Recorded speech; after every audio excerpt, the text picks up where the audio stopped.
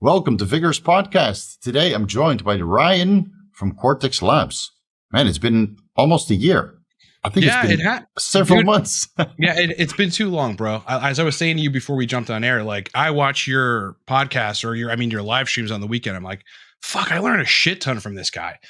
And it's it's been long enough to where it's like, now we're due to get in and get a good hour or so of conversation so people can learn what we're thinking about and what we're seeing in our client base and our content.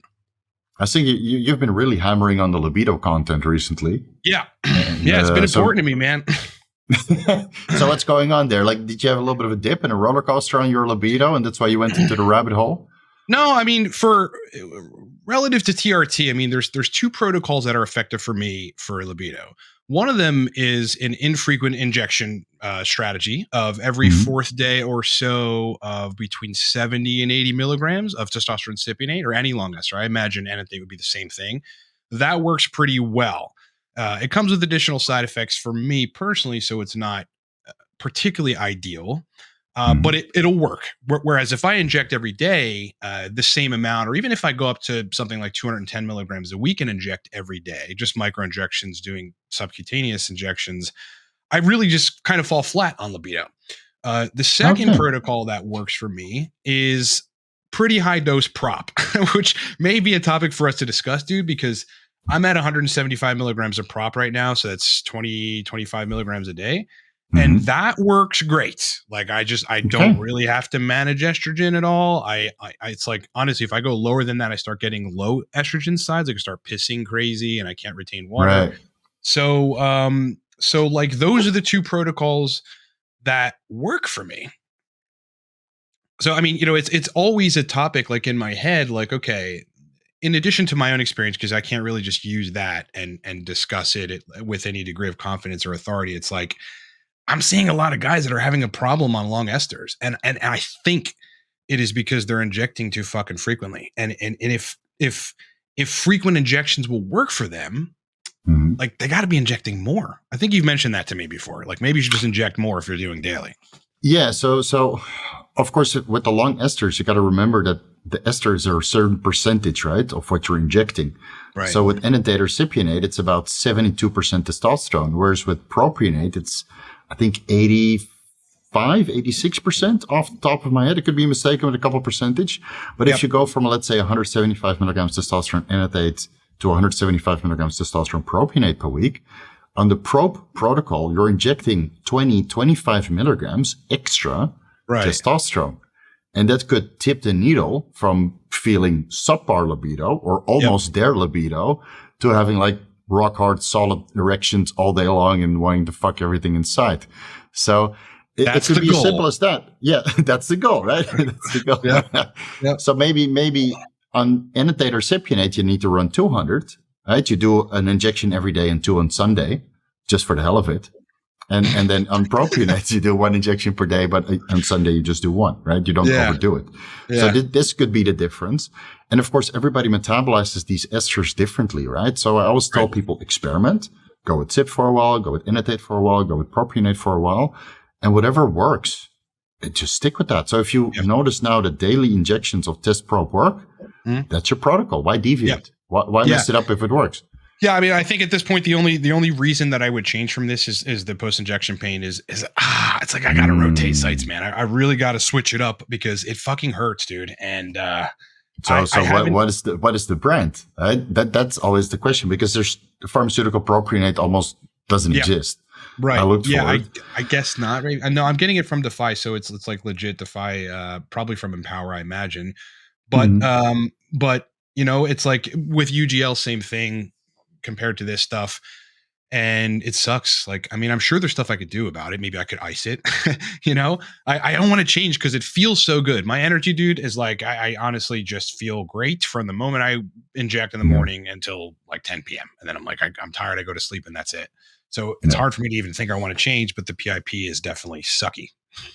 Yeah, maybe just rotate through brands until you find one that's good, or you dilute it yourself with a little bit of additional, whatever the carrier oil is. You use the same carrier oil to dilute it. Of course, you need to go with USP grade carrier oil and then filter that with a Wattman filter. And the USB grade cottonseed or grapeseed or sesame oil, you can just buy on Amazon. And the Wattman filters, the micron filters, you can buy also. It's a pain in the ass to filter that oil, but you can go from 100 milligrams per milliliter to like 25, and then you just pin 1 milliliter every day. Right. You're just pinning. The problem is that the absorption is slower also, so you might not get the same effect. Right. Yeah. Fuck, man. Yeah. God yeah, damn if you do. It's a nightmare. It's a nightmare sometimes. That's why I like long esters, because they're usually pain-free. Yeah. Definitely. That being said, I just injected testosterone cypionate from Pfizer. I got a couple vials from a friend of mine a year ago and haven't used anything yet. So I injected like, 0.25 or 0.3 milliliters of test cyp. And I got post-injection pain too. And interesting. But I've never used this brand. So I might have to go to Bayer Testosterone Enanthate. Weird. Because I never got PIP on that. That's a weird one. What do people get PIP on enanthate? Because I've been hearing that. I was looking into it, and that's a whole nother discussion. How people tend to just do different or better on different esters, even though cypionate and enanthate are really not that structurally different. It's pretty much the same.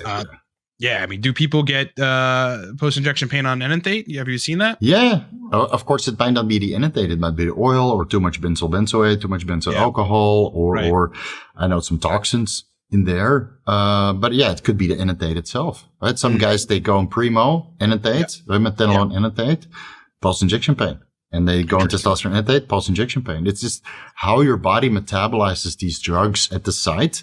Right. And then how they metabolize it systemically for you to get the effect that you want coming from the testosterone. Yeah. So this is why it's so much fun and sometimes a pain in the ass, because you need to go through a couple experiments to see what works for you. Right. So and that's why we have, channels like yours and mine to kind of put our experiments out there so people can make better decisions and kind of, sidetrack, or pierce through the self-experimentation and get to a conclusion faster. Definitely. Yeah. There's so much variability out there. There are people that seem to report that daily injections of whatever ester, typically the longer esters, do them quite fine, and they're walking around with libido and erections and they feel great and they feel strong and they have energy all day. And importantly, hematocrit doesn't creep past 49 and they generally just feel awesome. And then there's other guys that will do a daily protocol and all that stuff is good and they don't have side effects and hematocrit doesn't go up, but their dick doesn't work. So that variability is so crazy, especially if one is looking to get advice from Reddit or somewhere, to do one thing or the other. It's you never know. Yeah. You must see what works for you. Yeah. And then just run with that. Again, with longer esters, every third day, every fourth day, that's kind of the sweet spot for libido. And it's difficult to tell because you got to time the bloods really, really well. If the testosterone to estrogen ratio is just fucking perfect, at 70% of that duration window, and that's why it's working, or if it's a bolus amount of testosterone at once and that's triggering via the androgen receptor binding and all that genetic action the right amount of libido, it's so difficult to tell. Yeah. So again, and with the blood work, it's just a moment in time, right? Especially if you do 2 injections per week or every 3 days, right? It's a little bit of a hormonal roller coaster. But maybe you need that. Maybe you need a longitudinal pulsatile fashion, just like you release growth hormone and testosterone endogenously in a pulsatile fashion. Yeah. Maybe this is the way to get that done, right? That's why I designed that lazy man's TRT protocol, where you just inject your entire week's worth. Yeah, on Thursday, because most people in the fitness industry, we have a cheat meal over the weekend. So that kind of carries you over for a couple of days, energy wise, libido wise. Yeah. And then by Wednesday, you have 2 or 3 workouts in, you feel a little bit tired, lethargic. You've been eating healthy and clean, right? Maybe a little bit low fat. And then you need a little bit of a boost, a pick me up. Yeah. The entire fucking dose of testosterone right then and there. Yeah. And a lot of guys respond. Yeah. A lot of guys respond very well to that. And I've always done this in the, in a cruising phase or a TRT phase where I just do 1 shot a week because I'm lazy and it worked. Definitely. And then by Wednesday comes around and my libido is increased because my estrogen went up a little bit. Right. And then, so I have good libido going into the weekend, and then the cheat meal carries me over until Wednesday. And then Wednesday is a little bit of a, but 1 day a week to feel, it's okay. I just had a great weekend full with food and full with sex. So, yeah, man, that's epic. That sounds like a great protocol. For the right person. That's what I mean. Like if I injected once weekly, I have tried that before. I get on days 2 and 3 a bit of fatigue, and it's difficult for me to determine whether or not that is estradiol related or whether or not it's tanking my iron. Have you heard of that? And what do you think? Because that's somewhat common. I wouldn't. Okay, let me just backtrack. Maybe 10 to 15% of the anecdotals I'm seeing when one bolus injection per week are getting some sort of fatigue. What do you think that is? I'm not sure. It's a hard one, right? Like I'm not sure. Well, what is that? Is that the testosterone? Of course. I mean, most esters peak within the first 2 days, right? Whether that's enanthate, propionate, even though the gynoate esters, it kind of peaks within 2 days and then slowly tapers. But each ester tapers a little bit faster or slower compared to the other ones. Yep. Testosterone increases sensitivity to caffeine in some individuals. Yep. So maybe when serum concentrations are tapering, your sensitivity to caffeine is diminished. And that's why you feel less energetic. The adenosine levels are increasing and keeping you lethargic. It's something pronounced. Like I remember after running, I was running 210 milligrams a week. And I think that was like 30 milligrams a day. And again, that wasn't particularly great for libido, incredible for energy. I'm like, you know what? Let me just inject this bolus at once. Let me give it a couple days. Let this filter out. This was like 2.5 years ago or 2 years ago. I injected the entire 200 milligrams at once, or 210 intramuscularly, like right in my fucking quad, big needle, the whole nine, like old school TRT. And like the harpoon size. Totally, bro. The thing was like, and Pulp so Fiction. days 2 and 3, and maybe even a bit of day 4, I felt this like profound fucking fatigue, dude. Like it was something very pronounced, right? And I wish at the time, because I'd never gone back to just one bolus injection a week. I wish at the time I had run iron or ferritin, like because we know that this stuff is involved, and TRT has a large interplay with these chemicals. Did I tank iron a little bit? Did ferritin drop below range and then come back up? Like what the hell was it? Honestly, I don't think so, because serum iron is, of course, the free iron, but it could be contained within ferritin. And serum levels are usually an accurate representation of what's contained in the rest of the body, right, within the cells. But hemoglobin also contains iron. And red blood cells are constantly destroyed because they're old, right? Metabolized, and then the hemoglobin spills into the bloodstream. It gets metabolized in the liver, produces bilirubin, and it releases the iron, which then gets stored in ferritin. So serum iron levels, from everything that I've seen, they don't fluctuate so much. It takes a while to get them down, and it takes a while to get them up. You've mentioned a lot about like inflammatory responses from carrier oils. Yeah, that could be the case. Maybe it's an allergic reaction where you shoot an entire milliliter, and maybe you have an adverse reaction, and thus you feel lethargic or sleepy or a little bit inflamed. I mean, it could be all of the above.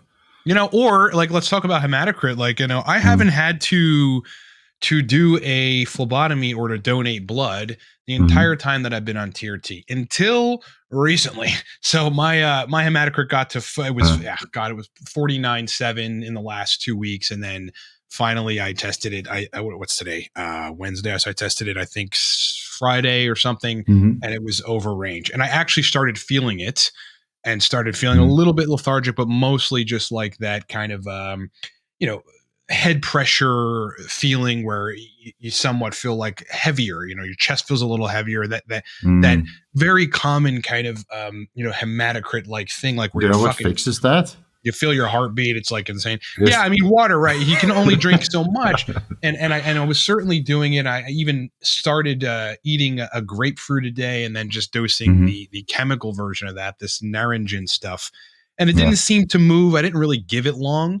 But takes 2 or 3 months. Yeah, it takes 2 or 3 months. It looks like it may take some time for that, right? So it's like it's entirely possible that hematocrit is jumping past a reasonable range in a bolus injection, and then it's just kind of going back down in the days that could be the case. Yeah, so it's something it's not that. Hematocrit stays like red blood cells have like a 90 day to 110 day, give or take. Elevated, it stays elevated. So hematocrit doesn't go up fast and doesn't come down fast unless you're overhydrated or dehydrated. Right. Interesting. Then it might change like 2 or 3 points at maximum. Right. But what you did say, like a bolus injection of testosterone, of course, that's a lot of influx of androgens. Yeah. And that's very erythropoietic. So that works, Yes. on the kidneys and the bone marrow to produce more red blood cells. So yes, that could be the needle mover. Because if you suddenly have so many androgens in the system, I mean, this is why they prescribe oxymetholone at like 100 to 500 milligrams per day, just to get the red blood cell up as fast as possible in aplastic anemia patients. Yeah. So if you do bolus injections, it could result in a higher hematocrit. Yeah. And if you were to take, grapefruit or naringenin or what is it, bergamotin, another extract, flavonoid extract from grapefruit, then over time your hematocrit could come down, but the reducing the production of additional red blood cells, whatever red blood cells are there, it just takes time before they die. Yeah, totally. I mean, that's why the therapeutic phlebotomies are useful for guys on TRT, Instant. so long as you're not doing them a lot. Like I did my first one yesterday, and I got to say, what? How's your arm? How's your arm? Did they butcher it? It's a little sore. Like they don't care. She's just like, she just stabbed it in there, rips it out when she was done. I was like, okay, Joy. Thanks, Joy. So, but like, I was a little freaked out going in there, like, cause the last time I gave blood was like in the military. I really don't remember. So I'm like, how am I going to feel if I start getting weird? They're going to give me some apple juice or whatever. Frankly, I felt great. Again, I had some high hematocrit symptoms going in there, probably from daily prop. And the whole winter, I've not been able to really do cardio. I probably should at the gym. I'm just not. Ryan, come on! You watch my channel. You got to do the daily cardio. You know what, man? I gotta get back on it. And now I am, because it's nicer here and whatever. So I'm doing it. I'm walking, but I honestly felt great. Like I didn't feel wacky at all. I got out of there and actually felt better. Some of the excessive heartbeat and some of the other weird shit that was happening from hematocrit just pretty instantly resolved. Yeah. There could be high blood pressure, or again, the lack of oxygen carrying capacity, because it kind of interferes with each other. But usually, like if you're fully hydrated, then you maybe use some blood pressure medication or high dose magnesium or Cialis, telmisartan, right?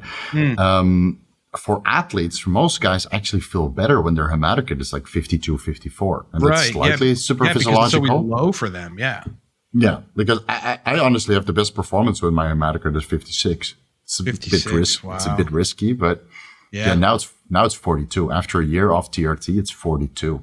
I'm gasping for air after leg day. It's insane. Like, interesting. Yeah. I'll tell you what, man, like when it was creeping up there, like it probably at its highest point, there were a couple nights where I was like so energetic. I went to the gym for the second time and I thought my performance was crazy, bro. Yeah. I'm the guy stomping around as if I had just sucked down 2 pre-workouts, running from like set to set. People were like, what the fuck is wrong with this guy?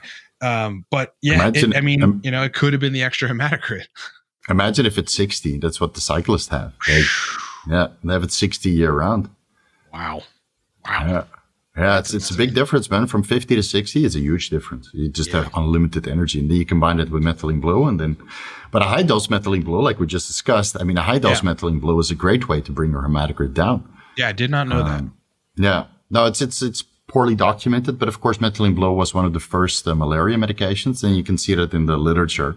That as a long-term treatment against malaria, that hematocrit and red blood cell count to slowly come down. And I recently have been seeing that during blood work consultations, because all these endurance athletes, they want to optimize mitochondrial function, and methylene blue is such a great oxygenator, and a performance enhancer.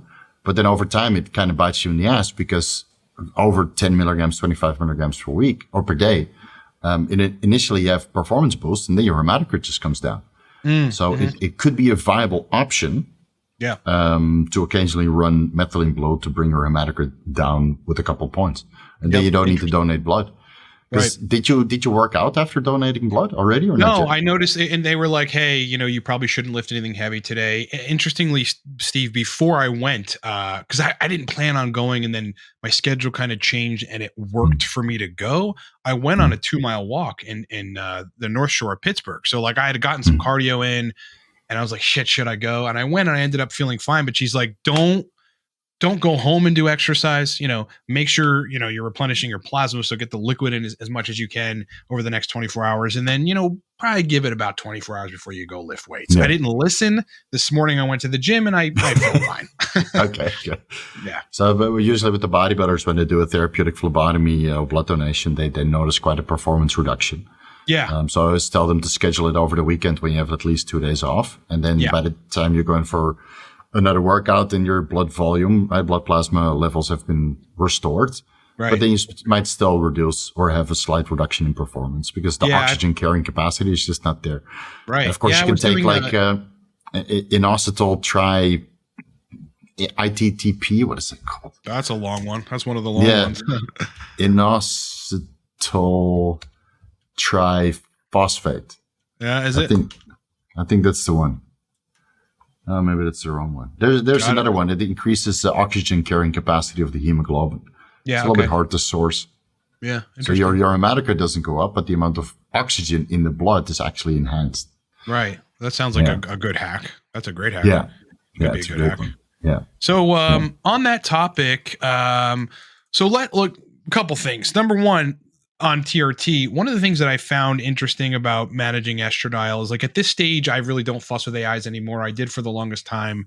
It just kind of got to the point where, though it could solve my problem of, like, libido being wacky or erections being wacky or whatever, I never really had a whole lot of water retention on TRT.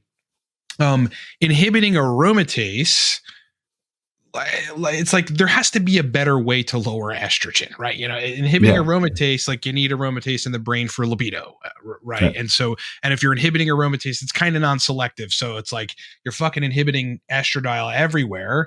And then, you start feeling those injuries that you're not feeling typically because estradiol is in a healthy range. You start feeling them again, right? So, I finally bit the bullet and, on a previous protocol, started taking some calcium D-Glucarate, and very surprisingly, it worked. It lowered estradiol to the point where, it's not like I haven't been saying that for a minute. I know you have, and so many people have, and there's just not much out there. But fuck, it had, in a previous protocol where estradiol was sitting around 30, I kind of like it. 25, 30 is like good for me.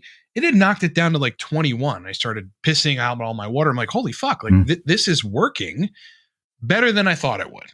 Did your testosterone go lower as well in serum or not? I wasn't measuring. I don't know.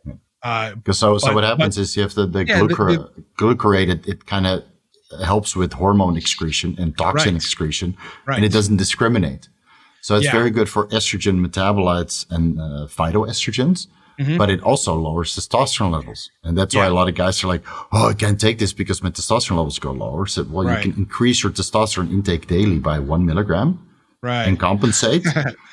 And then your estrogen levels will still be lower.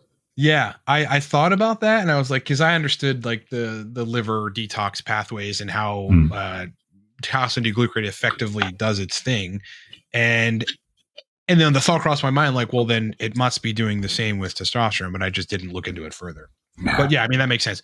Increase the testosterone, keep the calcium D-Glucarate the same, lower the E2 a little bit, end up in a fucking sweet spot. Yeah. That's great. That is great. Yeah, so that kind of works. And then you got to remember that there's a lot of compounds that actually inhibit aromatase enzymes. Zinc, there's a lot of flavonoids. Quercetin, all of it. Yeah. There's a boatload. So people are always afraid to take aromatase inhibitors because of the terrible side effects. But when you really dive into it, that's all established on postmenopausal women suffering from breast cancer. Absolutely. So they already have low estrogen, and then they crush it to zero. Yeah. What do you think is going to happen, right? No libido, osteoporosis, hot flashes. And that's all manageable to stay alive. But if you keep your estrogen levels in range and you use a tiny amount, then it's actually quite beneficial. And, if aromatase inhibitors were so terrible, then why would people use Primobolan or Masteron, which themselves or some of their metabolites act as aromatase inhibitors as well? They do. And thus they would be similar or have a similar deleterious effect on health as the aromatase inhibitors do, which they really don't. Of course, you're increasing your drug intake, so it means some side effects are to be expected, but it's not like you're going to get osteoporosis or, neurotoxicity. Right. any more than that. So like if you really want to bring your aromatase activity down, reducing body fat levels, which sucks, and you have to diet. And then dieting also fucks with your libido. Yes, I noticed that for sure. I mean, definitely after days where I've cheated and eaten like a pizza and some breadsticks, and the libido is markedly higher. But it's breadsticks, man. God, it's the fucking bread. Just you want libido? Breadsticks, breadsticks. It'll work. So that's a good point. I mean, estrogen is just I don't know, man. It is literally the make or break hormone in people's TRT experience, and it's so difficult for people to nail down like a range that works for them, or to keep it there, or in some cases just to leave their protocol alone for fucking 2 months or 3 months, and then maybe the estradiol receptors or the estrogen receptors downregulate a bit, and you kind of get used to that level of estrogen, then everything kind of balances out.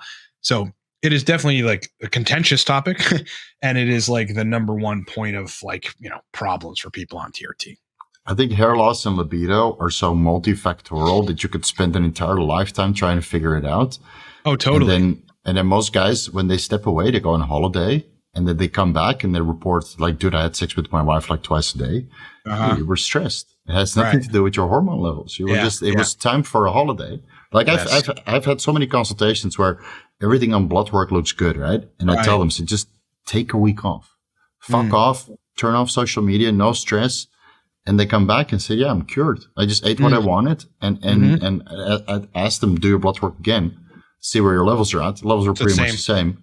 Yeah. Same, but they had some good food and they reduced the stress, and then the libido is good also. Oh, so totally.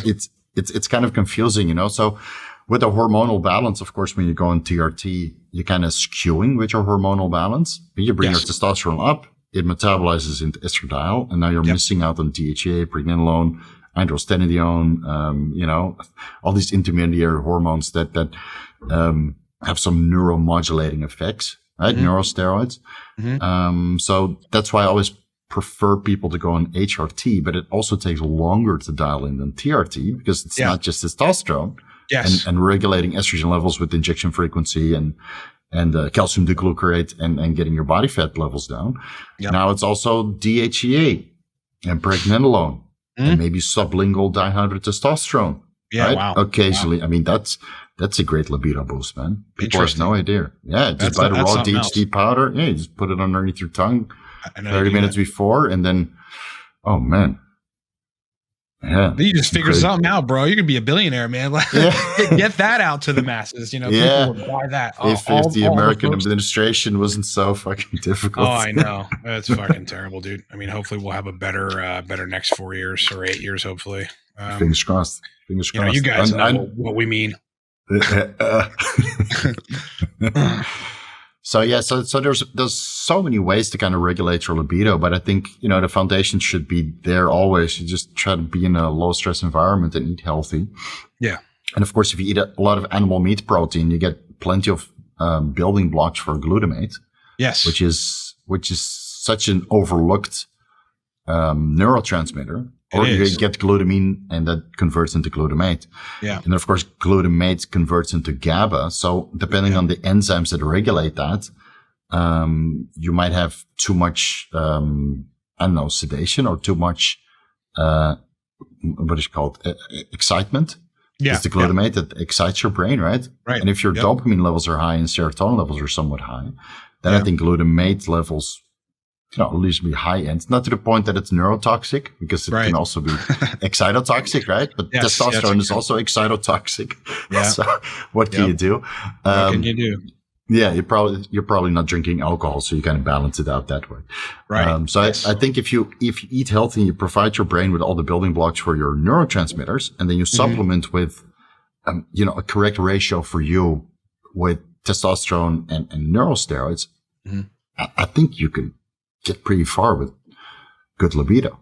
Definitely. Oh yeah, definitely. I mean, there is a way to modulate it. It isn't just that like that your best days of libido are long gone and they were with your natural production.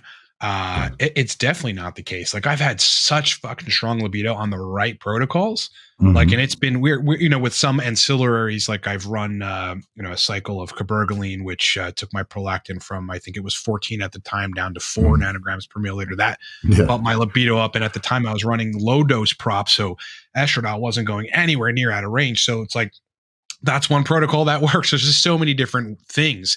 You mentioned, some of these, some of these other anabolic steroids like Proviron and Anavar and Primobolan, right? Like that don't convert or don't aromatase. And we discussed this, before getting on air, like, maybe adding a little bit of Primobolan to a TRT protocol. It was so hard to find this, Steve, but there is in literature from years ago, suggestion that that it is inhibiting or occupying aromatase enzymes like Primobolan and Proviron. Can you elaborate on that? Like, what exactly is it doing? Yeah, so of course, Primobolan, Proviron, Masteron, they're all based on dihydrotestosterone, right? Right. There's a good amount of scientific evidence that dihydrotestosterone both inhibits the aromatase enzymes, which if you really dive into it, it's mostly been investigated in cancers. It inhibits the aromatase enzymes in cancerous tissues, but then that hasn't been further investigated whether it does that in adipose tissue, right? And of course, we know with genetic polymorphisms of the aromatase enzymes, and they're a little bit tissue specific, and so we're extrapolating with the limited scientific evidence that we have. Okay, so DHT inhibits it to a certain extent, right? And Masteron, Proviron, and Primobolan are DHT derivatives, right? They're based on the chemical composition or the chemical structure of dihydrotestosterone with a couple modifications. So technically, they should work similarly, with slight various effects, right? They're all cars, but they're different kind of cars. Right? And then testosterone would be a pickup truck, and then DHT would be a Ferrari, and then you have like a Porsche and Lamborghini, and it's all it's similar. It's just all race cars, but they look a little bit different. So you can expect a little bit of different results. Right? Some drive faster than others. Right. Now, of course, Masteron, Proviron, and Primobolan, they convert in metabolites, and it's that through multiple enzymatic reactions, some of which you can detect in urine. That's for the doping test. So that those are being produced in humans. And then there's biotransformation using fungi and bacteria, which produces a boatload of other metabolites, which might have anti-cancer properties, aromatase inhibiting properties, or estrogen receptor blocking properties. Wow. So when you do research, you're like, oh, this is the one that inhibits the aromatase enzyme. So I found that for Primobolan. But these are being produced through biotransformation. And then you search these metabolites through the literature to see if the human body produces. It's nothing. So again, extrapolating from the limited scientific evidence. So based on the chemical structure, the molecular structure, technically it should have some DHT-like effects on these enzymes. Yeah. And if it's not the parent hormone, then maybe some of these metabolites that the human body produces. But I've been going through all the steroids, all of the scientific literature, and if you want, that the scientific literature is lacking, that's a severe, gross understatement. Yeah. It's absolutely asinine. Yeah. How little scientific evidence there is on anything that's not testosterone and nandrolone. I know. Yeah. I mean, believe me, I go down the deep dives of trying to look up these compounds and understand every single facet of them. And you're right. Yeah. It's just so hard to fucking find it. And most of the time it just doesn't exist. No. So Masteron's been very extensively studied in breast cancer. And then, of course, Primobolan and even Testosterone has been investigated in that context. Right. And it seems that the scientific community, you get one study which shows something, and then everybody jumps on board and I want to prove this, or I want to disprove that, like some sort of pissing contest. Right. Right. But they don't get inspired to research something else. Yeah. Yeah. So I just did a deep dive on Testosterone, right? That will be released tomorrow, but it will be before this podcast goes live. Cool, so man. I found one study where they found that Testosterone actually initiates testosterone synthesis in the testicles. So it doesn't really shut you down. And then now there's 9 studies on the subject. Right. But that has never been investigated in other steroids.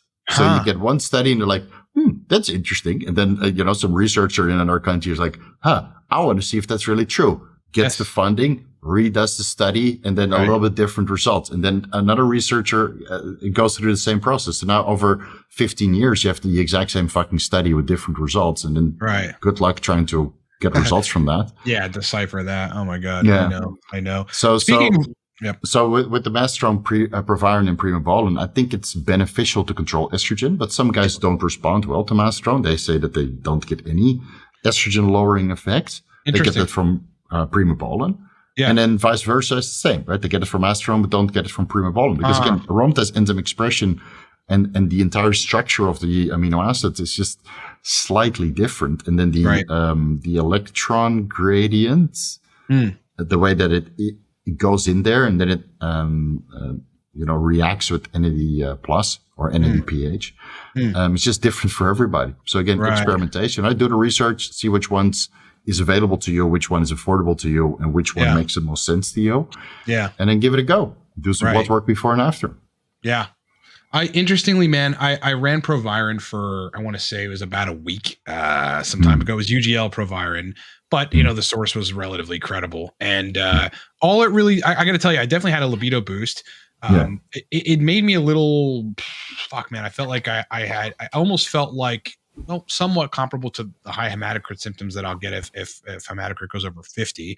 But also I felt very stimulated. Like I felt maybe a little borderline too much energy, I had to go walk it out to kind of resolve that. But interestingly, like I wasn't taking an AI at the time. And I did get from just taking Proviron on top of what was, I think 140 milligrams of test a week. I was running everyday injection sub-Q, little bit of HCG. I did start getting like sore elbows, like some of my injuries that are being masked by estrogen.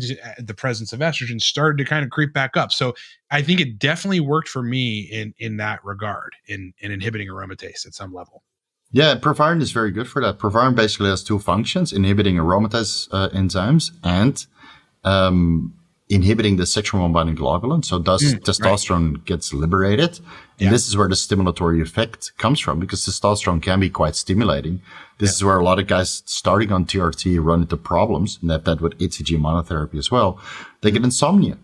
Right? So you have to tell them to inject in the morning, maybe slowly increase the dose, or look into their SHBG levels, because maybe they have too much free testosterone. And then, of course, testosterone contributes to glutamate levels and keeps GABA kind of suppressed. Right. And then you get, more stimulated. So, and if that increases caffeine sensitivity, then if you have your second cup of coffee at 4:00, maybe you should have that at 2:00, so you can kind of metabolize by the time you want to go to bed. Yeah. All these little things, it's just experience, Oh, definitely, man. And it takes time to get that.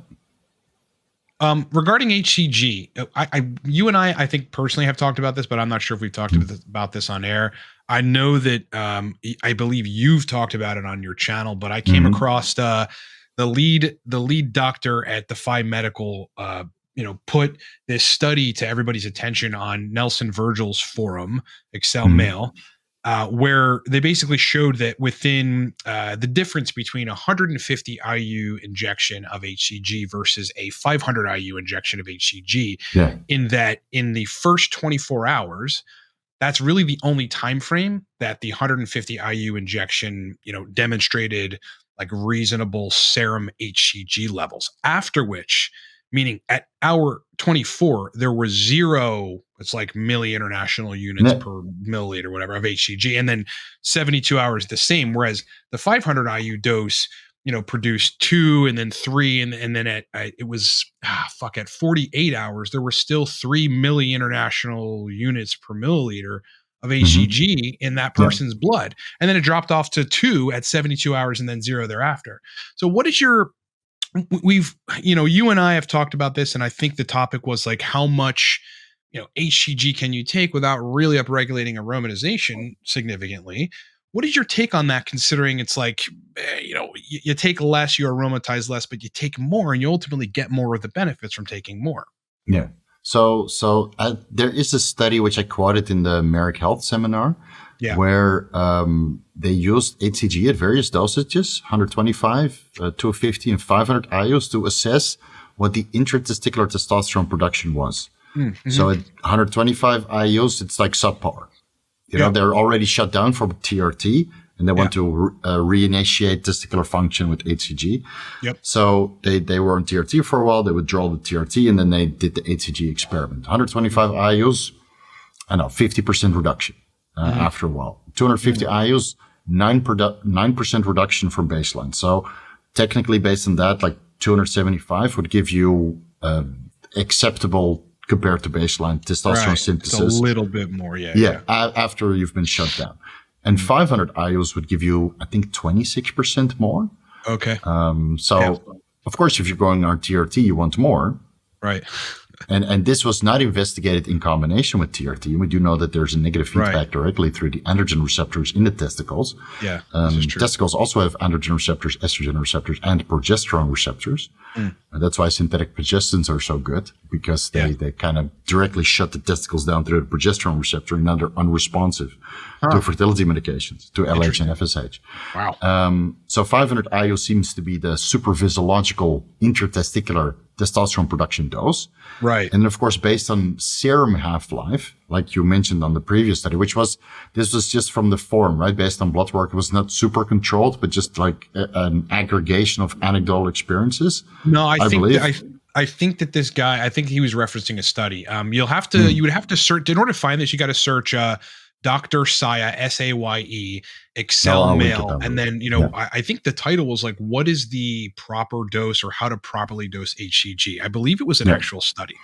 Yeah. Okay. So I'll find those and link them down below for research purposes. And eventually I'll get to the best dose of HCG deep dive, and then I'll include those. So, so it seems that anywhere between 250 IUs to 500 IUs for testicular function is good. Yeah. And then of course that results into spermatogenesis, but that's longitudinal data that would need to take place at least 3 to 4 months. And I can't remember if those studies have been performed. Fertility protocols is usually like 1,000 to 2,000 IUs HCG every other day or every day even. Yeah. Dude, that's a lot. Yeah, that's a lot. Yeah, your nuts will be on fire. But I imagine you'll have some pretty good benefits from it. I mean, regarding semen volume and like, testicular size and all that stuff. I did 1,000 IUs 3 times a week, Monday, Wednesday, Friday, with FSH every day.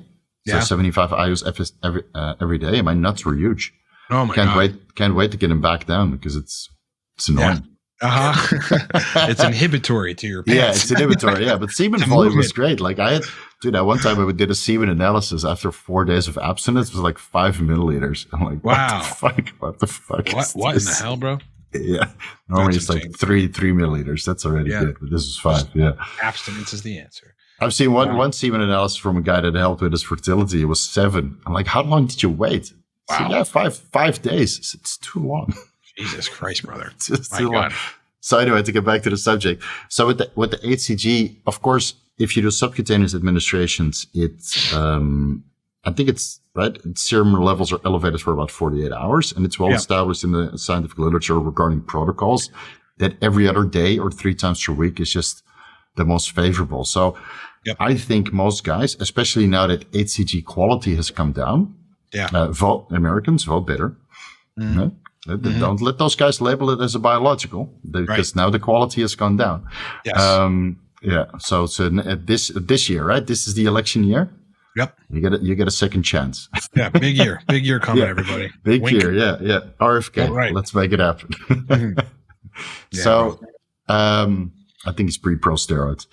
I think he takes some himself as well. The big guy, that big dude. I mean, he's 70, whatever, walking around like he's 20. You know what I mean? The guy's and he eats like shit, apparently. Yeah. Oh, really? Oh, no, He's eating McDonald's and all kinds of fucked up shit, man. But he's just dude has energy, bro.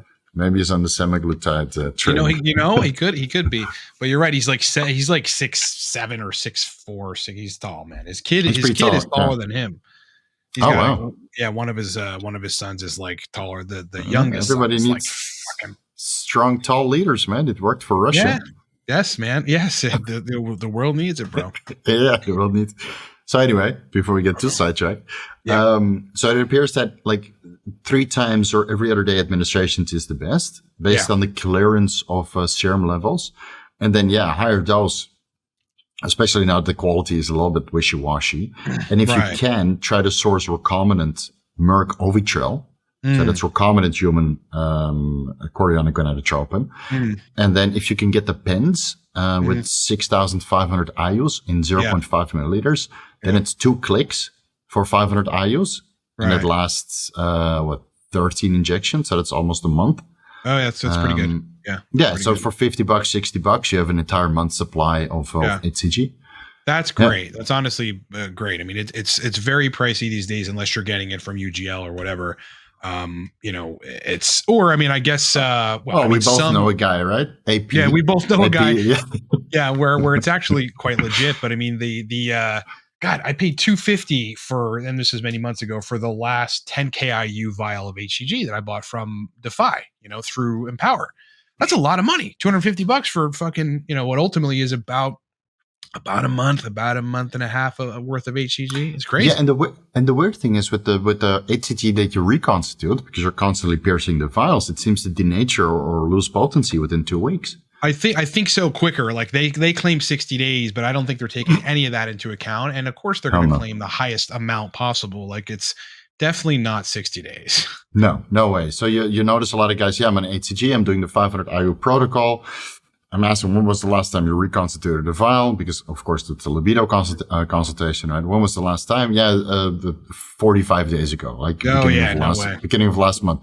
I said, let's stop now, reconstitute a vial, and we'll use the remaining of the minutes for email advice. And then guess what? 2 days later, they feel better. I said, you reconstitute one every 2 weeks. Yeah, but then it cost me $200. I said, that's why we have UGLs or online sources, so you can save a little bit of money. The risk is increased. Yeah, but it is what it is. It's a trade-off. It's a better trade-off. Honestly, doing it that way. Yeah. So I do think that HCG is its place to sustain libido, because TRT and even HRT has a little bit of a honeymoon phase. Where guys feel like good for 6 to 8 weeks, and then like, why is my libido not as good anymore? Why is my energy levels not as good anymore? Because those intermediary hormones were still lingering around. Takes a while for those to kind of clear from the system. Yeah. And you're with this increase in testosterone, you're also increasing micronutrient demand, and neurotransmitter synthesis skews a little bit. Yeah. So TRT is it's never just TRT. It's a whole slew of micromanagement. Definitely. Which in the end, if you do it right, then of course quality of life can be 10 times better. I mean, I started last Sunday and I already feel 10 times better now. I bet you do, brother. I'm sorry. 2 shots in. You had to go so long without, running at least tests, but you were on a mission and here we are, man. Honestly, I think I could have done it on TRT of 100 milligrams per week. Probably. Probably. But like the problem is when you're 40 years old, of course, I didn't know how good my fertility parameters could get. And when your wife is 40 years old and the chances of getting her pregnant are just severely diminished. And I felt it was up to me to produce the most insane semen I could. Yes. And just based on all the blood work results that I've seen, or the semen analysis that I've seen on guys on TRT with similar fertility protocols, it was the morphology and the motility was never as good. Yeah. So now I've did 450 million per ejaculate. Yeah. And 70, 80, 75% morphology or a progressive motility. So that's the one. Right. So it's that swim straight and 35 to 38% morphology. So that's like sky fucking high. But unfortunately it was not sufficient. Yeah. So now in hindsight, I'm like, fuck man, I should have just TRT. Yeah. And just got like, good enough World Health Organization 2010 standards, 4% morphology, and just go straight to IVF. Yeah. Maybe that would have worked, bro. I would have been, my wife would have been pregnant already. Yeah. If we did IVF, because the success rates is just so much higher, Yeah, definitely. Man. It's okay. Hindsight. Again, everybody can learn from my mistakes. Yeah. I will have the most comprehensive fertility video. They'll put Humerman's fertility video to shame. Yes, for guys on TRT. This I'm already working on it. It will be a fucking hour long. It will be epic.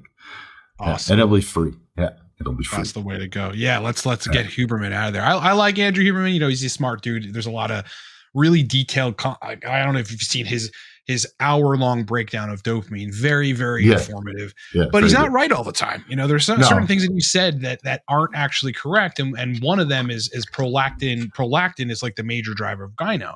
Not true. I mean, you got guys with pituitary adenomas that secrete prolactin, and they don't have gyno. They have a touch of gyno.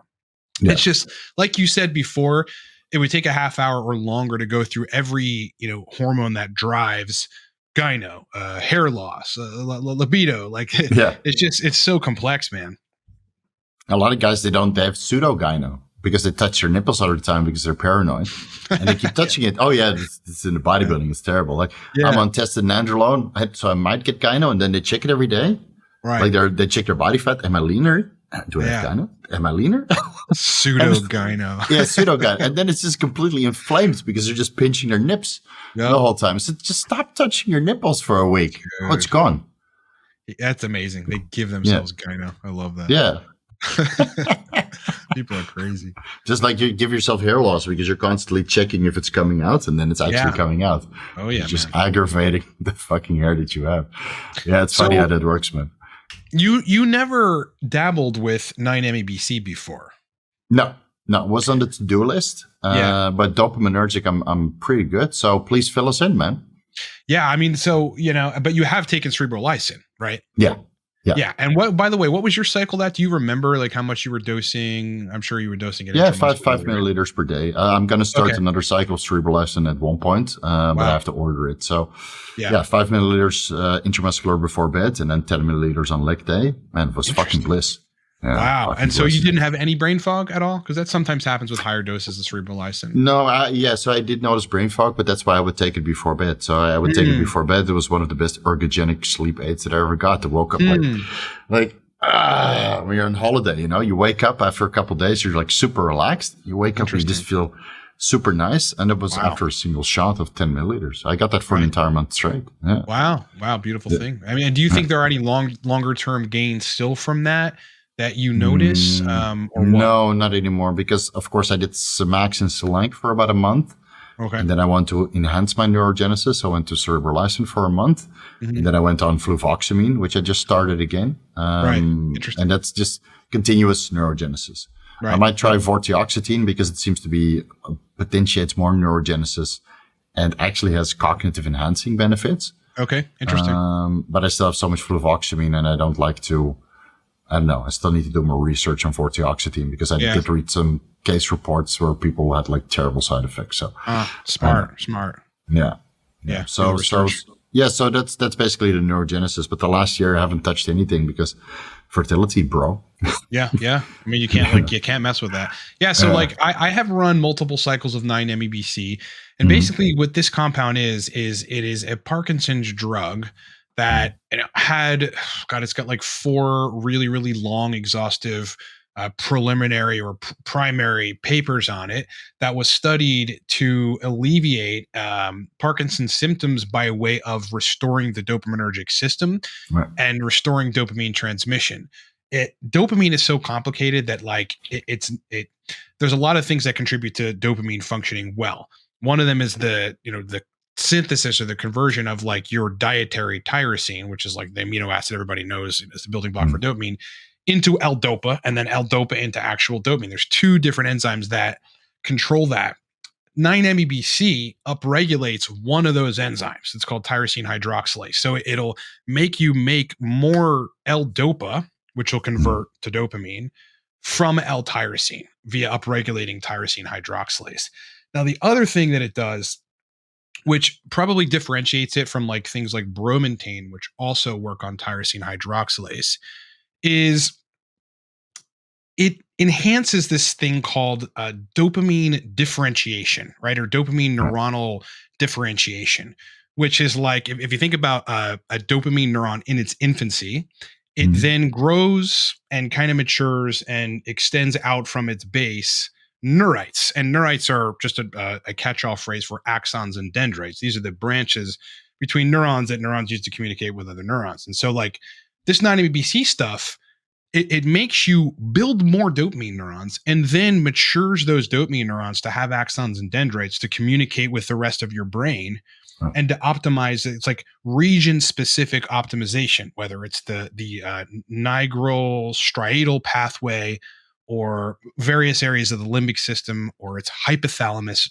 dopamine. It increases the quantity of dopamine in all these areas. So it's like, in addition to that, though, talking about like cerebrolysin and neurogenesis, it also upregulates neurotrophic factors like BDNF, and I think the other one is a glial cell line-derived neurotrophic factor. So this shit, I mean, it's multifaceted in what it's able to do. I'm on, I think, day 12 of a cycle of 20 milligrams a day. So I dosed it this morning at 20 milligrams. Been doing it for the last 12 days or so.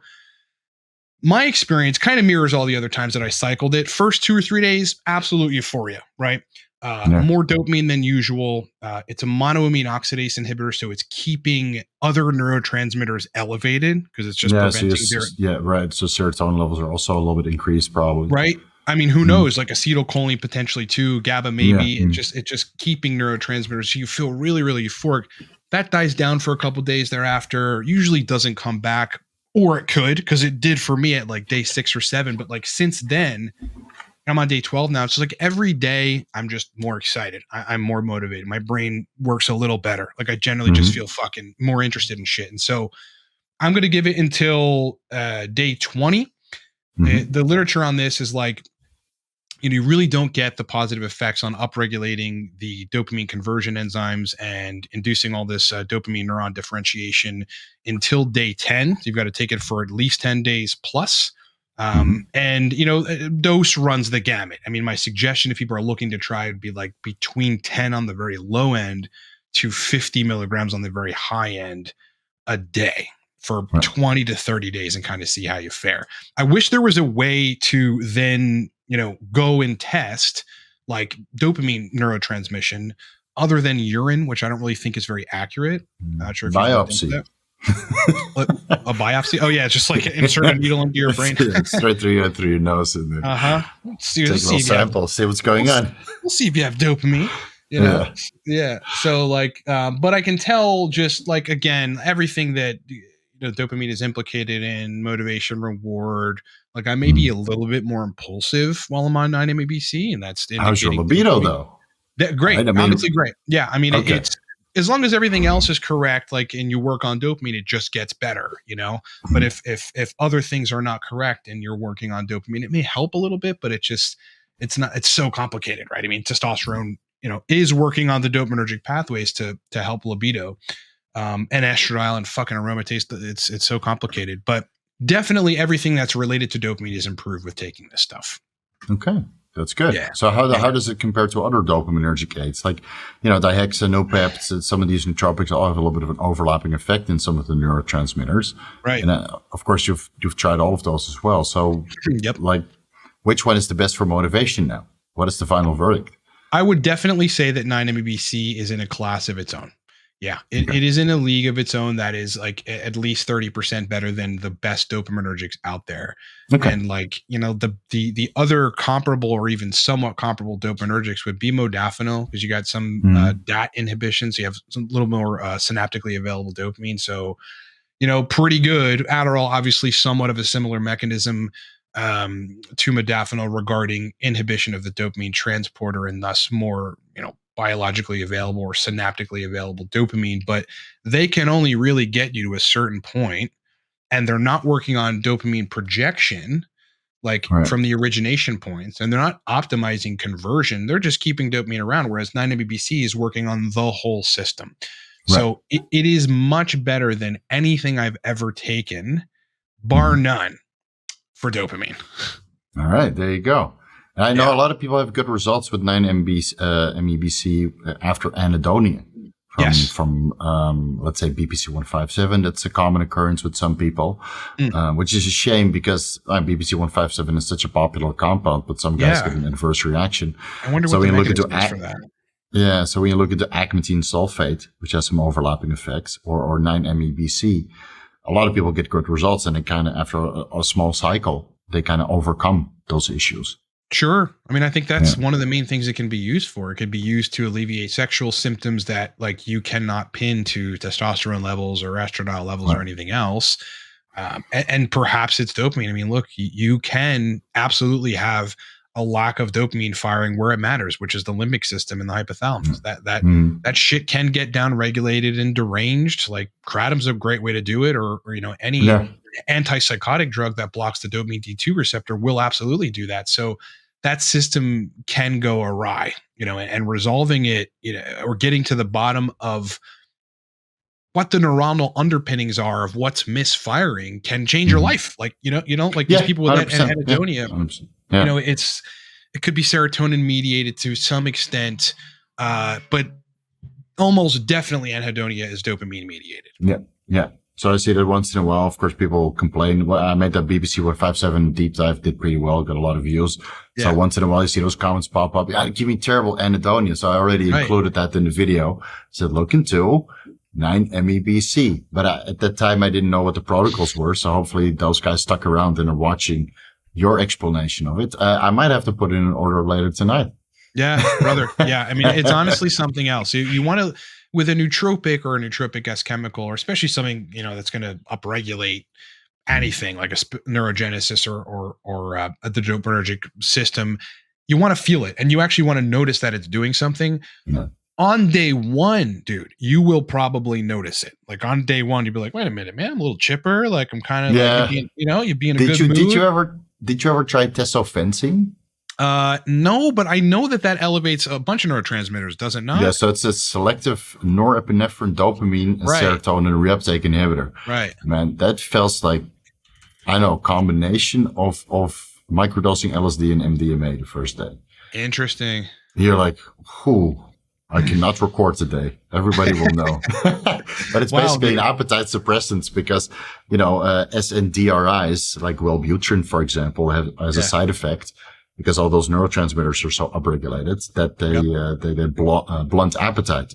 So tesofensine and tirzepatide or semaglutide, dulaglutide, very expensive appetite suppressants. So that's why I reviewed both of them so people can have a little bit of an insight on what's going on. Oh, you so did?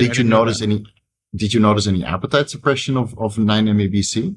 No, not really. I mean, my appetite it's generally very, very stable, meaning it doesn't fluctuate one way or the other because I'm as regimented as possible. And frankly, I'm not telling people to even be that way because my life is very boring, dude. I eat the same thing for breakfast. Same here, man. It's just, That's what it takes to be successful, dude. Same shit every day. And then at the end of the month, you do your financials and you're like, okay, this was a good month. This worked out. Yeah. It made sense to eat the same thing every day. Yeah, it made sense to tell everybody to fuck off when they had me to dinner. Yeah, bro. Oh man, I love it. Yeah, I had a client that used tesofensine some time ago, and he actually came to me because he's like, after taking it, nothing touched it. He's like, I kind of feel shitty in my new baseline state. I've been taking this tesofensine stuff for the longest. I mean, I imagine because this is triple monoamine reuptake suppression. So I imagine he's got some sort of dysregulation then of serotonin, dopamine, norepinephrine, after taking it for what seemed to be a long time. Yeah, and coming off tesofensine is a nightmare, just like any SSRI or SNDRI, because you're basically changing your brain chemistry. And if you stop taking the medication, coming off fluvoxamine was a nightmare also. Yeah, you told me that. I stopped it cold turkey, but being on fluvoxamine, it's like, man, life is so much better. I'll be honest, man. Yeah. I can't wait to try vortioxetine when I run through my stock of fluvoxamine. Yeah. Yeah. And you do the research and you make sure you're good on it. Yeah. Make sure that it's okay. So, of course, everybody's going, why are you taking SSRIs? But dude, it's, neurogenesis, man, 24/7 neurogenesis. It made a big difference. And that actually lasted for 6 to 9 months. Wow. So I only felt the last couple of months that I felt a little bit cognitively impaired. Interesting. And then, of course, you want to grab some new pept, or you want to grab some modafinil, and you do the research. Like, oh, no clear fertility instructions. So, off the table. Right. Yeah. That's right. Sucks, man. Sucks. Yeah, you know, I think because you're so versed in androgens and in hormone physiology that, like, you know, the potential negatives for SSRIs and sexual function really won't affect you. And if they start to, No. you'll figure out why, and you'll just I'll have to mediate it test. via, I'll take more tests. It's that simple. It's that simple. No, right. So, and of course, I understand how to improve libido with Semax and oxytocin and all of these other compounds, sublingual dihydrotestosterone, and basically everything that I mentioned in the libido video. Yep. And I'm sure the 9-MBC would be actually quite a good libido aid for me as well. Totally. Oh yeah. So that's why I would like to try. I just have to see how it overlaps with an SSRI. So I'm sure there's some anecdotal experiences out there. Yeah. I mean, I think the only negative you would run into is 9-MBC is also keeping serotonin elevated. So the SSRI plus that might, it's like you run maybe a mild risk of serotonin syndrome if the dose is too high on either. So I might have to lower the SSRI dose a little bit, but I'm slowly building that up because you get gastrointestinal problems.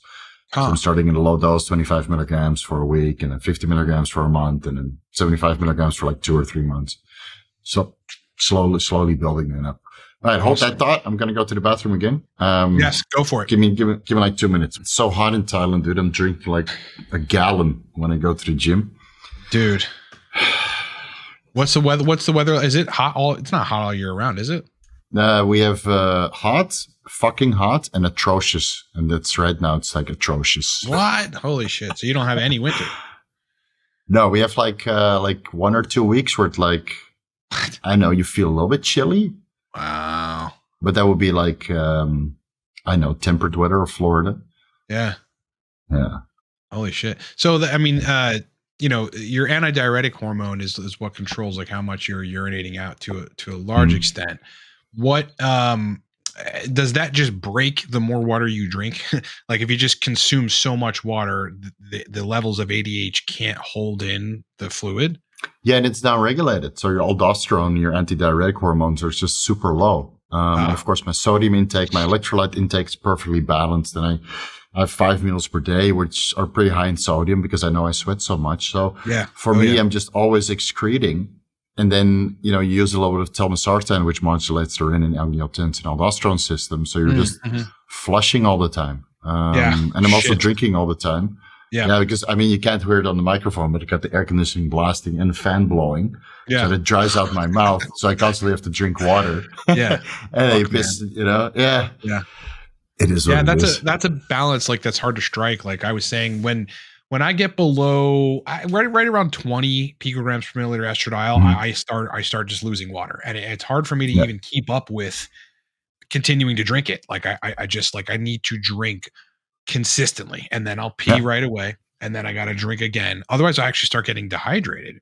Yeah. I have the same. So like if I go out over the weekend, so I'm not consistent with my water intake. In the beginning, I maybe go to the bathroom like still 5 times. Yeah. And then my anti-diuretic and aldosterone levels go up because now I'm dehydrated. Right. And then I continue to drink at a normal pace, but then my fingers start to hold fluid. And then I need to take my rings off.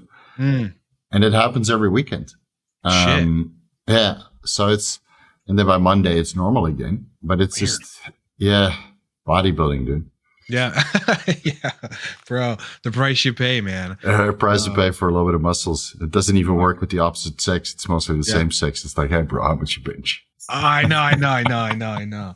Totally, man. I know. Past a certain point, they're like, whatever, Yeah, whatever. Chicks are like, whatever, bro. It's more the bros. Yeah, that brings me to an interesting topic. There's the whole fake natty scene. Like a lot of them are influencers. I like these days, like how some influencers are very clear about what they're using, or at least that they are taking anabolic steroids. There's a guy at my gym who I know for fucking sure is running something more than TRT, dude. I mean, he is younger than me. I'm 40, but he's like 38, 39. So he's basically our age. And he is jacked, bro, like lean and big and very full. And I asked him, I forget how I brought it up. I think I was bro, what do you take? I forget, like a something. And I maybe asked him why he's drinking so much water. And then I try to filter into the conversation something about steroids or TRT. And he's like, nope, nothing. And then he tried to show me pictures of him 10 years ago where he actually admittedly looked pretty jacked, but it's like, like I used to be one of those guys that looked at The Rock and was like, oh no, he's like, he just works out a lot and he goes to the gym a lot. I mean, he's just hard work, but injects a lot too. Yeah. Right. All that tequila, but, fucking, yeah. I mean, some shitty brands that these guys promote. I know, right? Some people are they're lying about it. There are fake natties out there for sure. And Hundreds. They ought to just come clean, bro, because I think everyone would respect them. Yeah, I think so too. The problem is in America, it's so frowned upon still by general population. As an example, here in Padia, once or twice per year, the U.S. Marines come over. And then once in a while, I'm there. The U.S. Marines come over, right, from the Navy, or the Navy guys, they come over and they have a good time. They're just fresh off the boat. Yeah. And, a couple times I'm there fucking jack and tan, and they look at me. I'm like, dude, how much creatine you're taking? And I just tell him straight up, dude, no, man, I took like a handful of Dianabol last night and I woke up huge. And you should see their face. Like, how in the hell can somebody be so honest and open about it? And I just talked to us and no, guys, I'm joking. I'm taking this and this and this. And it falls on the floor. But this is like Americans that are, in the army, right? Or in the Navy, and they're not exposed to this kind of stuff. So they got in there with the misconceptions, because they got in when they were 18 or 21 years old. Right. And then maybe a couple of years later, but they've only been exposed to the military, maybe some go pills. Yeah. That's the most exciting thing they get exposed to. Right. And then they meet somebody like me who's just completely open and they're face falls to the floor, mouth falls to the floor. Yeah. So I think it's just culturally not in the US and in many Western countries, just in general, Europe and Australia, where it's frowned upon. So most guys just don't want to talk about it. Yeah, it makes sense. I mean, what kind of sponsorships or whatever would The Rock lose if he came out and said all of them? Look at Lance Armstrong. Oh, right. I mean, totally. I mean, that's right. So Lance was, people think he's such an asshole. All he did was, he denied it for the longest and then eventually just got caught. But it's like, everybody at any level of, whether it's, the acting realm, like God, what's that guy's name? Hemsworth. Yeah, Chris Hemsworth. Yeah, they're all into sauce, man. Obviously, The Rock, everybody, they're all on fucking something. But you're right. I mean, if they came out and said it and talked about their cycles and shit, then they would lose money and sponsorships and whatever. And that kind of just sucks. I mean, go to Disney World and they just walk up to random people and tell them that you're on steroids. Okay. Imagine doing that in front of the entire world, because that's the general population, right? Right. That's that's what they look like. They're fat, they're sluggish, they're unhealthy, they're obnoxious, they're loud, they're annoying. Precisely. That's general population, right? Of course, we try to surround ourselves with winners, people who are go-getters and understand that TRT is, part of the business, basically. If you want to be successful, I think it can be a highly valuable asset for entrepreneurship. Yeah. And of course for bodybuilding. I mean, everybody knows that you need steroids for bodybuilding. Yeah. But even though there's great natural bodybuilders out there, but they're, significantly smaller. Yeah. Couple small ones. No. There's actually a huge subculture of natural bodybuilders who are fucking good, man. But they're not as big as the enhanced guys, obviously. Right. No, definitely not. But then you have to, portray this to the general population. And I can see it in my own videos that go somewhat viral where you get 100,000 views. Oh man, you should read the comments. Yeah. And this is like on Anavar, for example, or testosterone, which is medically prescribed. It's not on Trenbolone or anything else. Right. And you see you're a cheater, you're this and that. I'm like, of course these guys don't want to talk about it. It's because general population is just, I don't know, the intelligence of a rock. No, that is a great point that you framed it that way, because you're right. I mean, I've been called a cheater for 15 years using nootropics, like to perform better. When actually it's documented that the guy with the highest IQ in the world, his name is Rick Rosner, or one of the highest IQs, it's like fucking 194 or something, takes nootropics, every day. And so it's really not cheating when you understand that there's if you want to reach a threshold of performance that will take you to the next levels consistently, you have to optimize your physiology. This isn't cheating. It is making elements of your body work a lot better safely or within reason Yeah. using nootropics, using hormones, using whatever you have at your disposal that you've done the research on that's pretty safe, that you can feel better. You know what's cheating? Printing Yeah. more money to Printing fulfill more money. governmental debt so everybody else gets poorer through inflation. That's cheating. You don't hear anybody talk about that. You don't hear anybody talk about that. Oh, Gen Pop talking about that, man. Yeah. But the bananas are $7 a piece. I don't know why. Dude, it's your government cheating you out of your money. Utterly ridiculous, brother. I get most of my food like that day just because I want to cook fresh food for dinner. And it's like every day I'm spending $35-$40 on minimal shit, man. Some chicken, some asparagus, like some cat food, a couple other things. It's every day. It's a good bit. It's crazy. You know where to go if you want to live cheaper, man. Yeah, Thailand. I can hook you up with all the nootropics and testosterone you need. I bet, bro. Man, if it gets ridiculous here, then you never know, bro. Yeah. I never know. Yeah. So that's just so many fake 90s. And then you got to remember, like the fitness industry is like a pyramid, right? At the top, there's the guys that are in the know. They understand everything. At the beginning or at the bottom of the pyramid, they're all the beginners. And guess what? At the bottom, there's millions. And they just took one leap out of general population into the gym. Yeah. And they're anti-steroids. But that's where all the money is. That's why Liver King got so popular because all of these carnivore guys got so popular because they market to the lowest common denominator that's incredibly unhealthy and just needs to follow a diet. And their lifestyle will improve. It could be a vegan diet. It could be carnivore. It could be paleo. It could be, I don't know, pescatarian. It doesn't really matter what they do. It's better than eating at McDonald's the whole day. Yeah, anything is. Absolutely.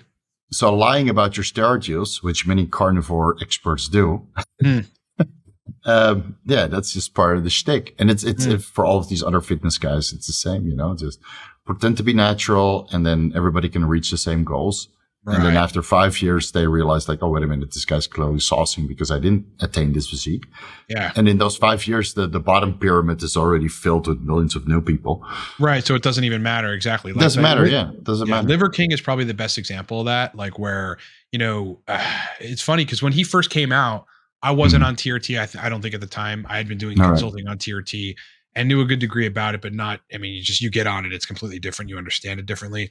There was a moment where like when he first started getting popularized, where like it was him, like with big giant dumbbells strapped to his back, walking through his fucking driveway, and he was jacked like a behemoth. Where I was like, oh, that guy just works really hard.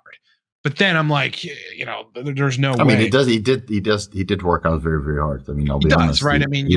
Certainly you have to pair anabolic androgenic steroids with a lot of fucking hard work or you won't grow or you'll get a little lean or whatever, but you're not going to look like Liver King, or you.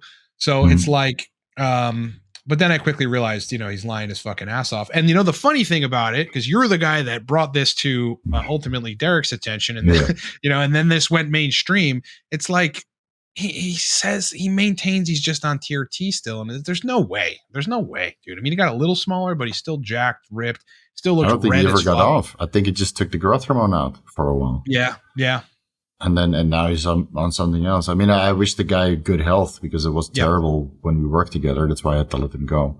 Yeah. And he doesn't look any healthier now. We're all the same age, but he looks fucking old now, dude. Yeah, he does. So, and when you have kids and a wife and dogs, and you should be a little bit more, well, hopefully he'll learn his lesson at one point. Yeah. Maybe. He's got enough money so he could just stop. Absolutely. Stop with the bullshit and just get healthy, Yeah, I think that health is usually the thing that makes people stop doing dumb shit, eventually something's going to break, your body's going to recognize that whatever. Not all guys, dude. Not all guys did it. No, because I've seen his blood work. He was already broken. Yeah. Yeah. Like, how's he still alive? I know. Yeah. It takes a while before you really get super unhealthy. You can, bodybuilders are the same, they stick their head in the sand for a decade and then they suddenly fall apart. Yes. But you can just clearly see it in their eyes. Basically, their whole face just looks mangled.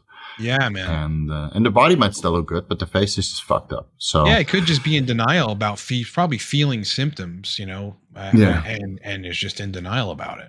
yeah. But there's just many guys like that in the fitness industry. So it's one of the reasons why I stopped coaching. I just don't want to deal with that shit anymore. Yeah, I understand. It makes sense. One thing that that you just said that I think I saw in one of your recent videos, which rings true, and I think is true for a lot of different diseases, is that you said most men have to go on TRT because they're self-induced hypogonadal. Yeah. So, I mean, explain that. Is it lifestyle? Is it a lack of saturated fats? Is it not being conscious of micronutrients? What do you think it is? It's just treating your body like a trash can. Yeah. It's that simple. Yep. I mean, I came off cycle a couple of years ago and I did HCG monotherapy, right? Off cycle without HCG, my testosterone levels are like 650, let's say. Right. That's eating healthy. But in the slight caloric deficit, I think I can get it up to 750. Okay, that's in the range. Is it enough for what I want? No. Right. On HCG monotherapy, I got it as high as 850. So that's, let's say, 200 points higher. Yeah. Right? And fertility parameters were like twice as good. In both cases, I was healthy, but in a slight caloric deficit to stay in shape for social media. All the micronutrients were met. I still go to the gym. I still do cardio. I do my blood work. So I'm let's say 2/3 the top of the reference range. Yeah. Because I got my shit together. Yeah. Now, if I were to eat like shit, my testosterone levels would be 300. Right. So if I can get them to 600, which is where most guys, like, you don't train as hard as I do. You're not work 60 hours a week like I do. Right. So you should be happy with 600 nanograms per deciliter. Oh yeah. All right. Totally. And if you can produce it naturally, then I don't think you need enclomiphene. Now, okay, if you're a bodybuilder and you're a high level entrepreneur and you're constantly running around and then suddenly it's Sunday again, right? Yeah. Okay. Fuck, go on TRT, dude. Yes, I fucking get it. It's a huge benefit. Yeah. But general population should just go to the grinder and get themselves healthy. Yeah. And I think prescribing them hormones or selective estrogen receptor blockers, which have a laundry list of side effects, is immoral. Yeah. Okay. Interesting. You need to get them healthy first. Like, that's why I work with Merrick Health, because they get guys. They say, do your blood work. You're fucking unhealthy. They say it nicer, obviously. Right. They're doctors and professionals. I would tell people you're fucking unhealthy, but you'd be like, get the fuck out. Yeah, get the fuck. Get Stop out the eating fucking treadmill. cheesesteaks. Yeah, you fucking asshole. With the booze. So they're very good at this. They optimize the diet. They got nutritionists working there. There are people that understand hormones. They do a lot of research. They got Dr. Adam Hotchkiss, who's mad intelligent and really in tune with people need. And so they put them on this trajectory of male health optimization. Right. And then over 6 months to 1 year, they get them in a good state of health. And for, let's say 50% is an arbitrary number. 50%, they double or increase their testosterone levels. Yep. They get healthy and like, oh, great. This was great. I worked with a nutritionist for a year. Yeah. Basically, and a lifestyle coach. Yeah. And the other 50%, they're like, you know what? I tried everything for the last couple of months. It didn't work. Or my testosterone went up from 300 to 500, but I don't notice a difference. Right. Okay. Blood pressure is now in range. Blood work parameters have improved. Sleep quality has improved. Skin looks better, right? They eat better. They actually go to the fucking gym now. They go on TRT and they have a great experience. Zero side effects. Totally. Zero. Absolutely. You're right. Definitely. How many consultations have we done with guys that go on TRT and they're a wreck? Endless. Whether the dose is too high or it's managing estradiol because they drink a lot or they're overweight or whatever. Yeah. Now, you're right. The propensity for side effects on TRT increases fucking multifold the unhealthier you are. There's no question about it. And whether it's you or whether it's like, God, I was just watching Dave Lee talk about this. He's he's very, very smart. Yeah, he is actually doesn't hold back either. People give credit. He just talking about all the various things that, when you optimize them, like thyroid hormones, well, you have a better control over aromatase expression via having better thyroid hormones. So it's like every single thing, that makes a person very healthy. If those things are in adequate check, your TRT experience is going to be a lot better. And you probably have next to no side effects. Like smoking is a good one. I just recently realized this due to client work, but I have a client who's a smoker, and no matter what we did, like when we went to micro injections, which ended up being okay, but kind of fucked with his libido a little bit. could not get hematocrit under control. The guy would donate, it would come right back. Turns out smoking, basically makes you, what's the word for it? It basically gives you, secondary polycythemia. So, it's just another example of lifestyle being so heavily influential on your TRT experience. It's like breathing with a condom on. Smoking. Yeah, bro. I mean, it's just, and it's like that is the worst thing anyone can do on TRT. So anything you can do to make your health better generally, you're going to have a better experience on hormones. No question. A lot less side effects, if any. For sure. Like so me as an example, when I started my TRT, I didn't start TRT. I went on a cycle, but I was scared to do 500 tests because I read all those horror stories on the bodybuilding forums. We're talking about like 15 years ago, close to when I first started pinning. But I was already bodybuilding naturally for 11 years. So I got my training dialed in. I got my cardio dialed in. I got my nutrition dialed in. I was healthy. I was young, right? My levels were about 600 nanograms per deciliter at the time. I went on an amp of test, right? Half an amp on Monday or Sunday, and then the other half on Friday evening, right? Like 3.5 days apart, exactly. Okay. And I did that for 13 weeks and I had zero fucking side effects. Interesting. Zero. Yeah. Zero. Wow. And now I have zero side effects going back on TRT. I'm dual animalism. Yeah. So are you going to go, have you broken down your protocol on your channel? That's going live literally right now. Sweet. Yeah.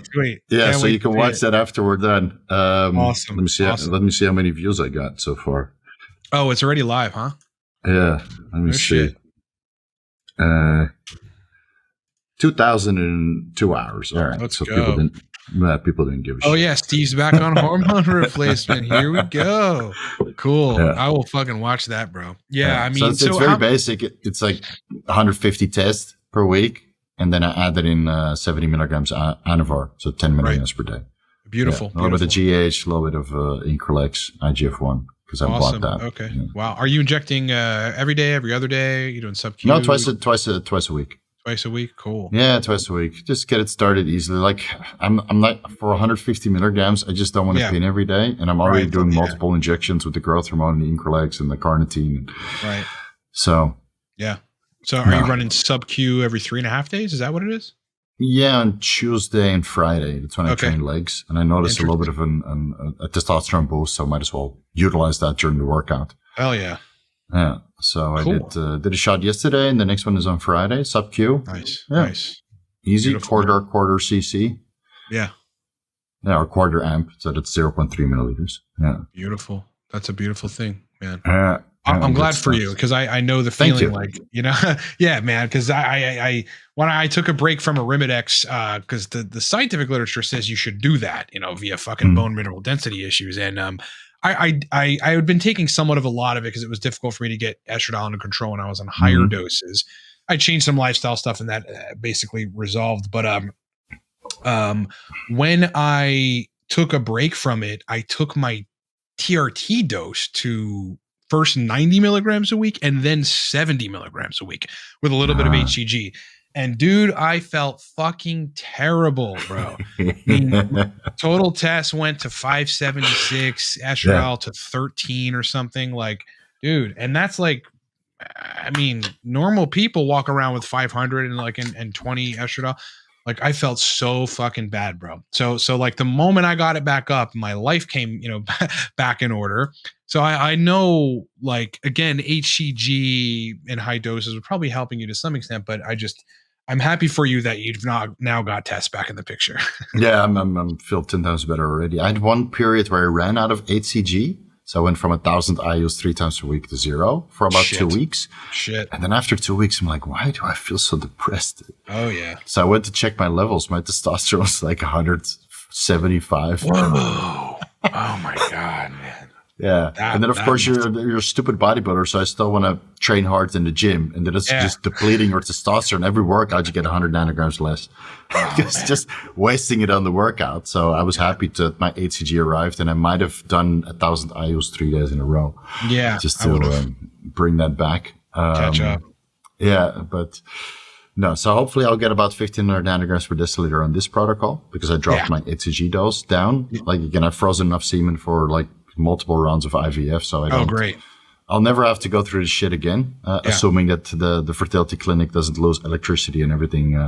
Right. You know, all the semen samples get thawed. Yep. So it's basically on TRT forever. Awesome. But it's good. Yeah. It's good to know that my testicular function came back normally. So if I ever want to throw in the towel and just do HCG monotherapy or do a full PCT and just rely on endogenous production, then I could. But I'd have to quit bodybuilding, and I need to be retired from business. Yeah, because absolutely. with the demand, I think if I live in some shed somewhere, like on the beach, it would be fine. You'd be fine. Just walk on the beach, play with the street dogs. I think that's fine. But for what I want right now, no. 800 nanograms per deciliter was not enough, man. Double would be good. No, I completely understand, dude. I do. Like, I don't know that I'm pushing 1500, but I'm pushing 1200, 1250 with prop. You know, and on my best doses of Cypionate, I was pushing 1150, 1200, and I felt really good. You know, so it's just for sure if you have a performance based job, or if you're an entrepreneur, or if you fucking have goals in life and you want to be above Gen Pop, you really, testosterone is such an important, like, it in and of itself. Yeah. Assuming you're pretty healthy, I mean, fucking game changing, dude. 100%. Yeah, that's why I included it in the entrepreneur deep dive, which nobody watched, so I stopped. It's oh man, that's a sucky one. Yeah, because like you might have 10% or 15% that are entrepreneurs, but they're all dipping in the same shit that we're doing as entrepreneurs, right? Like they're all into optimizing, hormones or health or whatever. But yeah, I know there's certain topics that like I think are so cool and that would be really useful that nobody even cares about. Nobody gives a shit about it. Yeah, I would watch it. Yeah, of course. But you're not just making videos for me, right? I know, bro. So I'm just back on the steroid videos, and those seem to be doing well. But the audience has gotten a lot more selective on what they watch.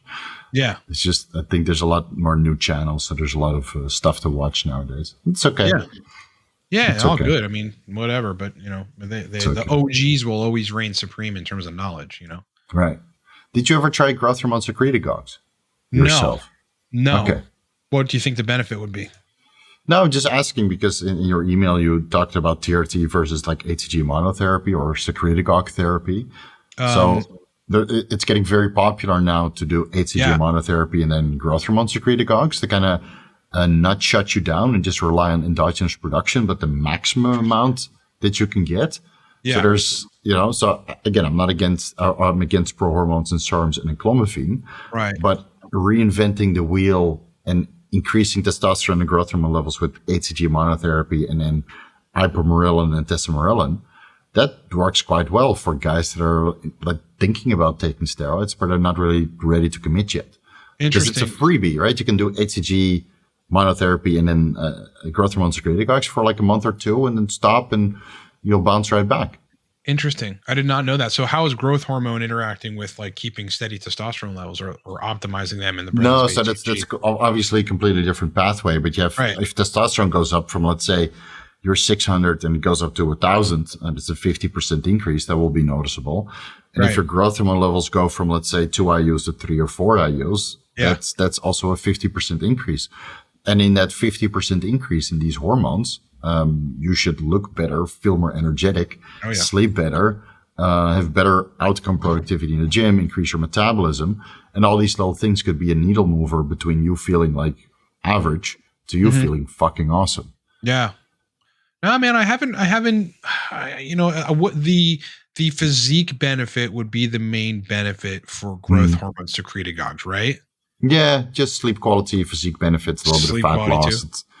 Interesting. Yeah, well, your growth hormone levels are higher, and if you take growth hormone secretagogues before bed, of course, you get the biggest nighttime pulse of growth hormone. So sleep quality. Some guys get pretty wild dreams, though.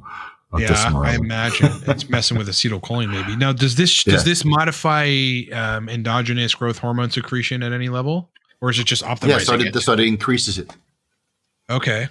Cool. So after, do you have any type of shutdown? Is it suppressive at all? No, maybe 2 days because IGF-1 levels stay elevated for about 32 or 36 hours after the last administration, and that has a negative feedback. And then there's somatostatin, which is a negative feedback, but that also is regulated by how much food you have in your stomach. Yep. So you have, a couple hormones that's in, then you get a feedback, but that's only 2 days. And it's the same with HCG. The estradiol will be a negative feedback on the pituitary. So with HCG monotherapy, your LH and FSH levels will still be suppressed. Right. But because the testosterone clears so fast, because HCG metabolizes fast in a couple days, then within a week or two, your estrogen is low enough for LH and FSH to kind of bounce back. Yeah. But if you do HCG monotherapy for like 2 years straight, then you were shut down for 2 years and you probably need a pulse cycle therapy still. Yeah. Sure. Definitely. Yeah. But it's getting quite popular. Yeah. For a lot of guys. Yeah. Or just HCG and then these secretagogues. Yeah. Huh. Because they're just not ready to commit, or it's a cheaper alternative. Definitely. Alternative. It makes sense, for folks. Yeah. People are asking me every now and then, like, is there something I can do besides going on TRT? Usually HCG is my answer, Yeah. I mean, try to get your health straight and see if that moves the needle on testosterone, but HCG, but yeah, maybe I'll look into this other stuff. I'm interested, like, I don't think I'm going to go above 175 milligrams a test for the foreseeable future, unless I go on a longer ester, in which case I'm going to have to run at least 210 a week. I do want to bring testosterone enanthate in and just try it again. I ran it for a very brief time, and maybe I'll respond differently to it. But if anything, the growth hormone secretagogues might be an option. Might be an option for me. Have a look. I mean, it can improve sleep quality quite a bit, and having a good night's sleep obviously helps with productivity the next day. Oh yeah, it's everything. Yeah. Totally. You did a little bit of a deep dive of yourself on the nasal spray BPC 157, right? Yeah. So I know it will help with neurogenesis because BPC and HCG actually induce a little bit of neurogenesis, but I never felt that the BPC would go systemic enough to kind of heal with injuries. Right. Yeah, that's a difficult one. And I don't know the answer to that. It seems as if nasal BPC 157 is effective, at least at affecting neurology, because it's like permeating the olfactory epithelium and entering your brain through these like portals, like these blood vessel portals. But how it's going to then end up in your Achilles tendon if you've got an injury like down there, like anyone's guess, bro. I mean, I don't know. I don't even know if it's possible. How does the body determine how to distribute it? It just goes into the bloodstream, but these peptides metabolize so fast in the bloodstream and then don't have a depot, right? If it goes into the nose, the olfactory cavity, then there's no depot there. There's no reservoir. It just goes in. It's the same as sublingual administration. Right. It goes in and it starts to metabolize. Now with steroids, it takes like, let's say 8 to 16 hours, depending on the oral steroid that you take. But with these peptides, they get rapidly metabolized by dipeptidyl peptidase 4 enzymes that break down insulin, IGF-1, growth factors. So it's in serum for, an hour. Right. And that's why we inject it so close to the Achilles tendon, if that's that's where the issue is. Because then you have an injection depot, a reservoir, and it can kind of permeate into the surrounding tissue. Yeah. And work, but then you would still need to inject it twice per day for the maximum effect. Oh, really? Yeah. I mean, for sure, if I had another injury, I would be injecting. I wouldn't do it intranasally. No question about it. Yeah. I was wondering if all those guys that get anhedonia from BPC 157 were actually using the nasal spray. Could have been straight into the nerves and then, or straight into the brain, and then all the dopaminergic signaling is completely unregulated. Something like what? Maybe that's what's happening. It's like it could be up regulating dopamine for some temporary period, and then dopamine down regulates. I mean, it could be because one of its mechanisms is like activation of growth hormone receptors. Like maybe it is causing an increase in prolactin, and then that's going to shut dopamine down because dopamine has to then try to keep up with that prolactin, and eventually those hypothalamus dopamine neurons shut down or downregulate in response to having to try to control prolactin, and so maybe that's causing them anhedonia. Yeah, it could be. Fuck, man. Yeah. All the more reasons to avoid it. Right. And just take Cerebrolysin instead. Totally, bro. Or go with tried and true. I mean, injections for BPC 157 is tried and true. We know it works. We know it's effective, and you're putting the material local to the injury. Right. Yeah. Mm-hmm. For sure. That's what you want. We got anything else to discuss for this podcast? No, man. I think we broke everything down, bro. I think this would be good for both of our channels, man. Yeah. Awesome. Yeah. Where can people find you? Find me at the Cortex Labs channel on YouTube, just Cortex Labs. You'll see yours truly. You can find me at livecortex.com. That's where we've got 2 nootropics that I built, bunch of courses and a couple digital guides and consulting, and otherwise YouTube, brother. I mean, I've been 6-7 years now, every other day, YouTube videos, and I'm only ramping it up now. And I got inspiration from you, Steve. Thank you. To get to that, to get to that 50, 100K. So let's go. Yeah, keep grinding, man. It's weird. Sometimes it goes fast and then it goes slow. You got to give more of what the people want to see. So if the libido videos are doing well, just make more of those. Yeah. And then you'll be, at one point you'll be known as a sexpert. Sexpert. That's a great one, dude. Nootropic sexpert. Nootropic sexpert. Holy fuck. No one took that one. I'll have to take that one. Oh, yeah. We're for sure patented right away. Ryan Ballow, nootropic sexpert. That's crazy, bro. Yeah. Awesome, man. I'll see you a couple months on your YouTube channel. This was an absolute pleasure again to catch up. We should do this more often, man. Absolutely. Likewise. It was definitely great. Yeah. Thanks for the opportunity, man. For sure. I'll talk to you soon, yeah? Take care. Brother. All right. See you. Ciao.